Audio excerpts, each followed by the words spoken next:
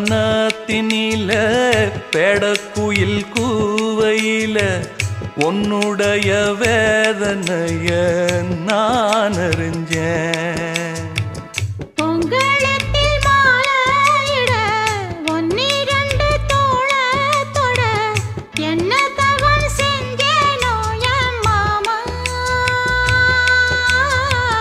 வண்ணக்கிளி கையத்தொட சின்ன சின்ன கோலமிட உள்ள மட்டும் வழியே நானே உள்ள மட்டும் வழியே நான்